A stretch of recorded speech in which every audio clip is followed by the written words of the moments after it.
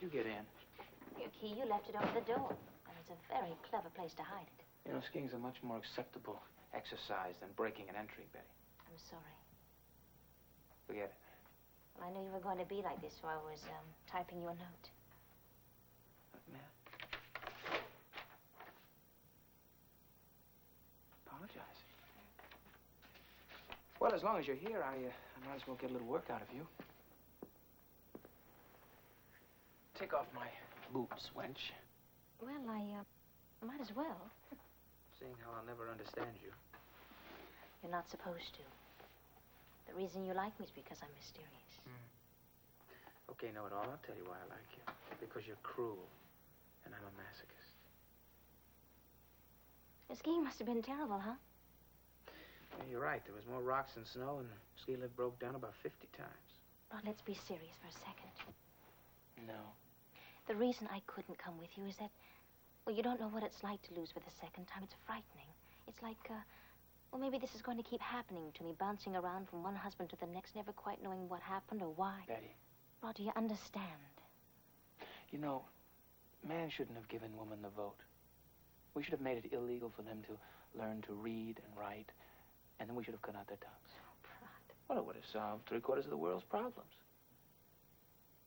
While you're up, you can get my slippers for me. They're in the medicine cabinet. They're in the medicine cabinet. What? Thine is not to question, but to do. Yes, sir.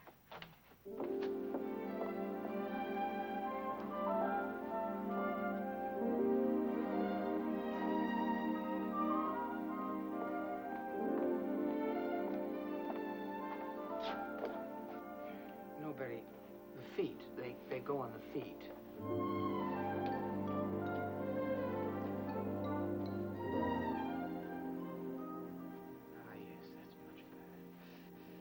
You may come here now.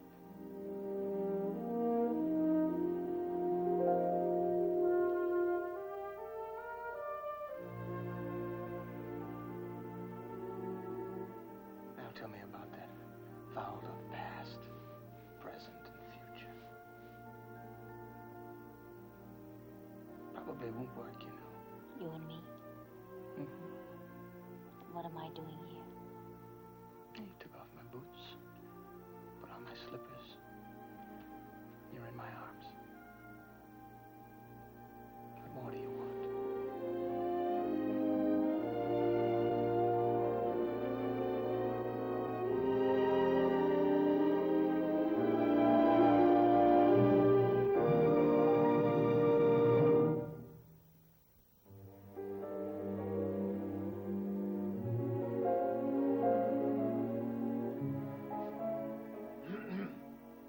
Just a few more moments, Weber. Oh, that's all right. I almost forgot what I come in here to say anyhow. I realize what agony it must be to you with your single-track mind to have something vitally important to say and have to wait to say it. But self-discipline is good for the spleen. Helps us withstand life's trials and tribulations. Well, I just thought that Eddie Jacks was #1 on your list, that's all. He's running a close second to this. You mean to tell me that's why you've been too busy to talk to me all day? My personal check. Care to glance at the amount? Yeah.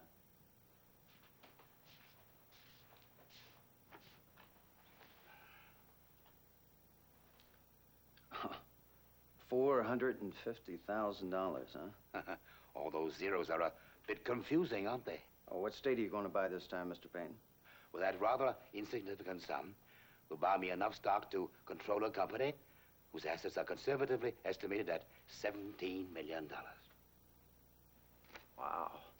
Now then, what about this Eddie Jacks? Have you made contact with him? Yeah, I ran into him at Ada's joint last night, and I ran you right into the ground. Well, just like you told me, remember? Well, he went for it, and we're buddies now.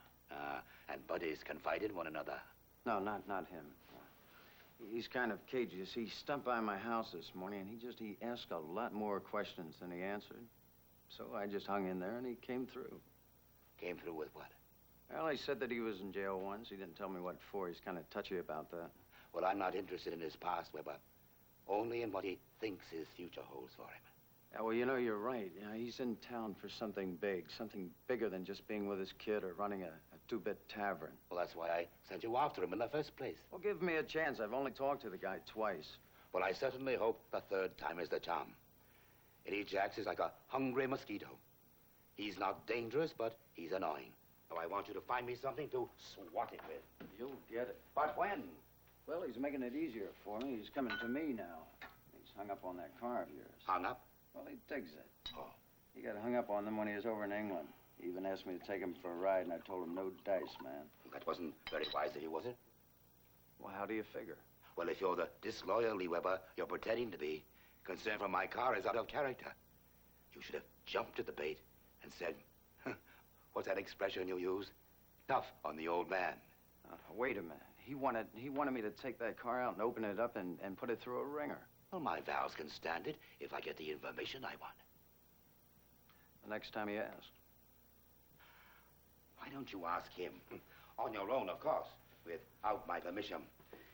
Remember, you're supposed to be disloyal. The disgruntled servant who's biting the hand that's feeding it. That's me. Well, don't get carried away with the role. Oh, is there anything else? I give you the club that knocks Eddie Jacks out of the box, right? And you get rid of Eddie Jacks, and I get... What?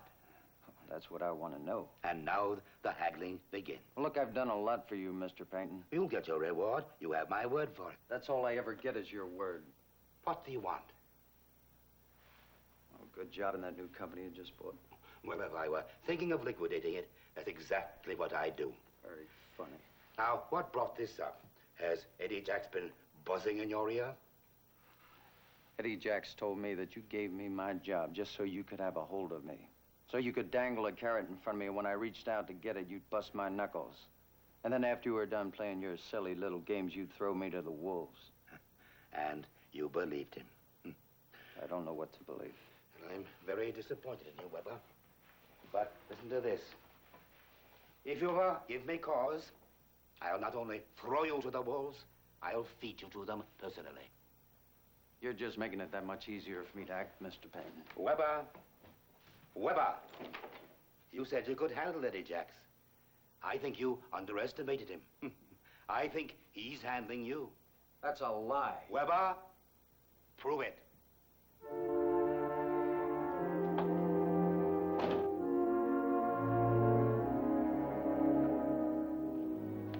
I have a ton of paperwork for you to sign. Oh, just leave it here. We'll get to it in the morning. Yes, sir. Good night, Mr. Harrington. Good night.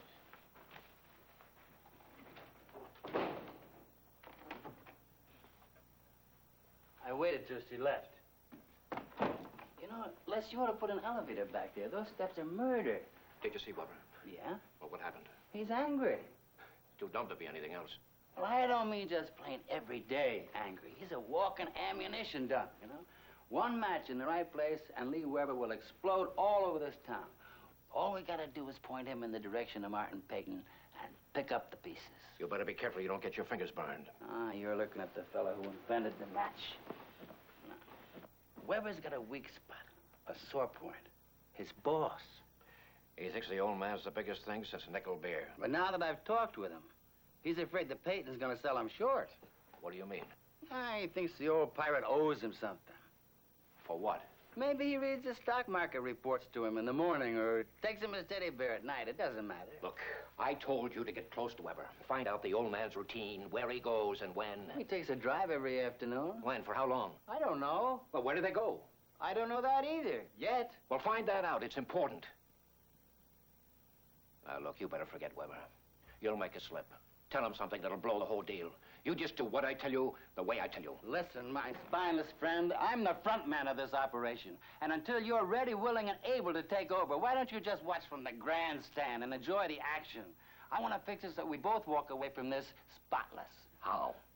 Well, Weber, the car, and Peyton. Now, they all go together. All I got to do is find out the right combination.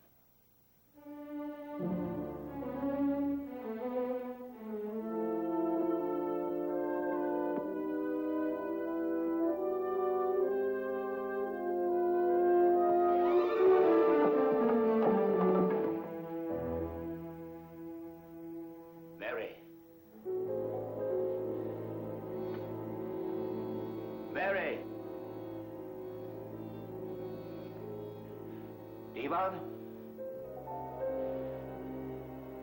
Devon!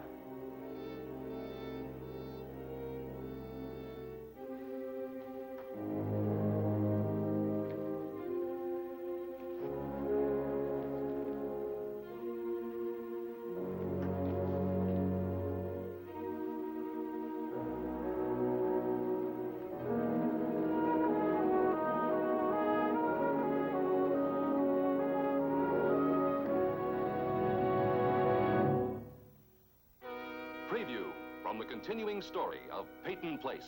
You keep off my turf because I've got a big investment in Mr. Martin Peyton. So you don't get any big ideas, right, Eddie? You're being deliberately blind.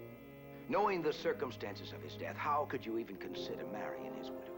I must leave this house. Would you go away with me? I love you, Steve.